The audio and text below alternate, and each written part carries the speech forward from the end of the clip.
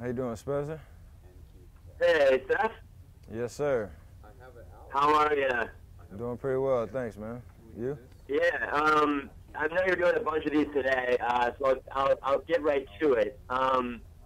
We've seen you in a bunch of funny stuff that you've done with your coach, and we saw that he beat you.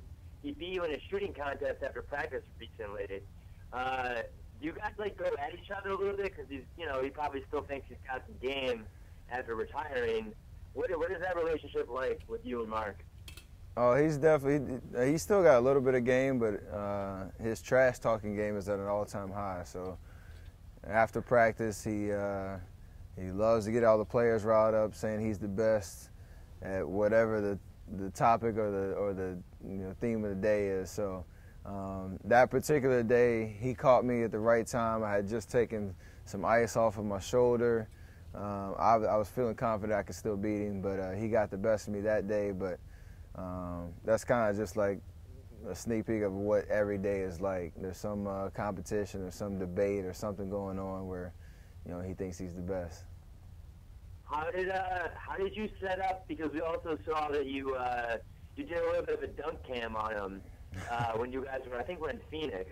Were you guys just messing around and decided to dunk on him? Yeah, that was my former teammate Kent Bazemore. Myself and Draymond Green were all in the back of the bus after we got off the plane, and kind of came up with the idea and the execution. Made sure everybody knew their role as we were gonna get off the bus. So I was the setup man at first, and then I was the finisher. Obviously, Draymond was the alley-oop tosser, and Kent was the goal basically. So flawless execution, and he took it in stride and had fun with it. So it was good times. Yeah. Oh, we loved it. So back to just sort of because we've actually seen your father beat you at Pig as well. What is it like? I mean, do you guys still sort of battle in the backyard at all? Oh, for sure. He can still shoot it, obviously. I would never let Pops win, so he still can come out. Even if he hadn't touched the ball in a month or two, he still finds that touch and never leaves him. So he's wearing the crown right now for the best shooter in the family, just because he won the last competition. But it won't be too long before we shoot it up again. Does he ever give you a hard time, hey? Because I mean, you've gotten both LeBron and Durant have come out and said that I mean, Durant even called you the best shooter to ever play. Does he ever sort of kid you, hey, you might be the best shooter to ever play, but you still can't beat your old man? Oh, for sure, yeah. He always, says you're only as good as your last game, and little lines like that kind of pump him up whenever he does beat me or my brother. And so that competition between us three is pretty healthy and pretty strong right now. So I can't see a time when that will end. I'll bet. Do you remember, because we were just doing some background on you, and you've got a bunch of great ad campaigns for Degree Men, Under Armour, and we'll come back to that, but do you remember a commercial you did with your father? It was for Burger King in 2005. Do you remember that? It was a long time ago, but we found an old clip. Do you have any recollection of that shoot? I gotta see this clip, but I do remember the shoot. It was myself and my brother. We were out at the park. I think we did 4 or 5 scenes, but the one I remember most is we were out at the park and my dad was shooting by himself, dunking, shooting jumpers, and every time he made a basket, I'd make some comment about, smooth as a milkshake or sizzling bacon or something like that. And at the end, he'd say, "Hey, let's go to Burger King," that kind of deal. So, a pretty fun commercial for as a kid to do that with your dad. And I had some lines on my first acting gig. Yeah, well, you knocked it out of the park, man. And some of the ads you've been doing recently, we love them. They get a lot of traffic for us. Switching gears a little bit, how is your bracket after the first weekend of the tournament? It's terrible. I still have I picked Florida to win. I guess that's an easy pick, but the rest of my bracket's pretty much done. I had Duke in the championship. I think the only other Final Four team, Michigan State, still alive. So not looking good right now, but maybe Florida can get it done. Yeah, oh, actually, our Florida's our pick as well. Talk a little bit about, and part of this sort of Degree Men Do More campaign, and you've probably been asked this question a bunch of times already today, but talk about what it was like, because you weren't heavily recruited coming out of high school. You went to a pretty small school and kind of put them on the map with that NCAA tournament run your sophomore year. What was it like, sort of just kind of any of your detractors, like you're not big enough, you're not going to make it in the NBA? How did you sort of overcome that? Because, you know, you're an all-star now. Just, keeping my head down, keep working. Obviously, that's kind of a cool tie-in with my partnership with Degree. They're all about doing more and improving on your game, and both on and off the court. So that's kind of was my mentality when I left high school, going to Davidson. I had opportunity to play Division I basketball, so that's all the opportunity I needed. With my teammates to go out and we were underdogs in the tournament and go out and make a name for ourselves and make a story. So that was a great moment for me looking back, and obviously now I think 6 years removed from that tournament run, definitely brings back great memories. So kind of on top of that, Degree has launched the Clash of the Underdogs, where you can go to degreebasketball.com and vote for your favorite NCAA tournament memory or moment. And I would vote for Davidson all day, every day, obviously, but you can vote for your favorite, see how long it lasts. And on top of that, you can enter a chance to win a trip to the 2015 NCAA Final Four. So pretty cool opportunity, great partnership with Degree, and doing some great stuff. Awesome. Now, we did see, and we posted it much earlier this year, but it looks like you had a bet with, like, Harrison Barnes, the UNC Davidson game. What was it like wearing a UNC T-shirt that day? That was the worst day ever.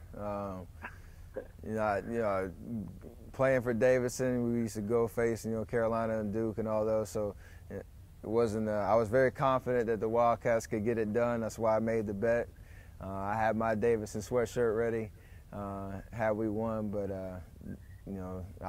man of my word, you got to live up to the bet, put it on, and have that as a Twitter avatar for a while. Same thing with Missouri in the NIT this past week with Kim English. So I'm Wildcat pride all day.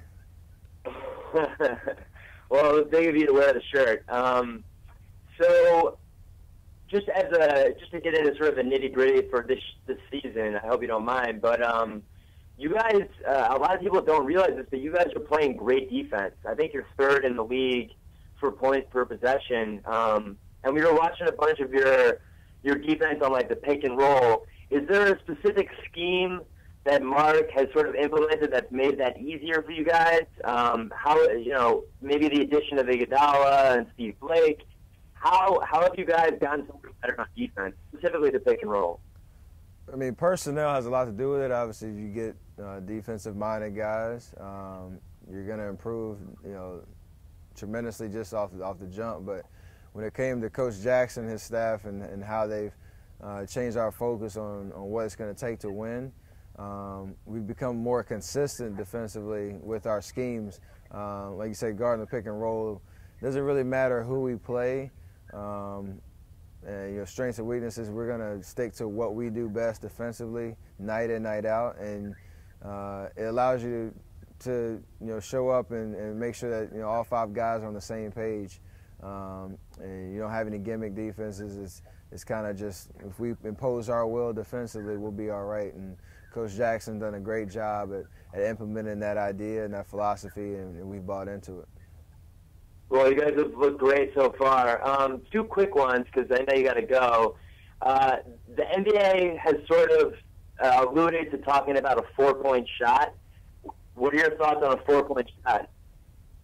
If it was available, I'd probably shoot a lot of them.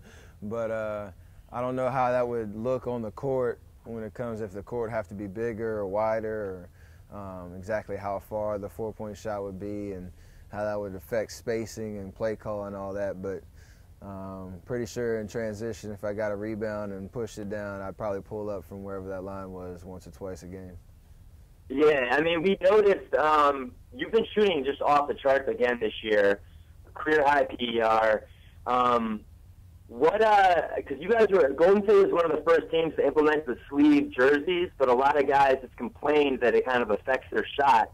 You seem sort of like, whatever, I can shoot in whatever. Has that affected you at all? Like, did you get used to the sleeve jersey pretty quickly? I don't prefer it. If we had an option, if you see the sleeve jersey and the traditional one hanging up in your locker, I'm definitely gonna pick the traditional one first. But my mentality, whatever you're wearing, long sleeve, short sleeve, turtleneck, I feel like I can go out and shoot the ball well. I remember seeing LeBron talk about it. It was tugging on his arm, shooting arm, or what have you. And this depends on how people feel, but I prefer traditional, but not gonna hate on them. Yeah, I mean, you guys were one of the first teams to put them. I mean, the fan reaction has been kind of hit or miss. Some people like them, some people don't. They look. I mean, they look unique. I'll use that word. I like our all-white version as opposed to last year's kind of off yellow, but they look decent on the court, and if you kind of block it out, you'll be fine. Yeah, I mean, speaking of style, we've been featuring your Under Armour or the Anatomics. Do you have a specific favorite personal edition? Because we love the Purple Voodoo and the Zone ones. What were your favorites? The Zones are definitely my favorites to date. I also like the award season ones. They had the Grammy and Oscar. The gold and red carpet kind of deal. Those two are top of my list. Under Armour's been doing a great job of supporting me all year and make me look good on the court. So make me look good, you play good. What have you had any sort of voice in the creation of those? Maybe not the personal editions, but like the actual feel and the technology of the shoe? Yeah, that's a big part of our relationship going forward, is being able to have input on going forward what I like and don't like about the product and making it better and trying to make the best product we can. So I've had a little bit of input on the colorways this year, on where I guess we have the fade, the white, the blues. I guess they call it the Bay Areas. I had input on how those looked, as well as my birthday shoe and that kind of deal. But they got a great creative team, and they've been doing a great job all year. Okay, I feel like they're going to cut me off at any moment here, so I'm just going to try to rush through.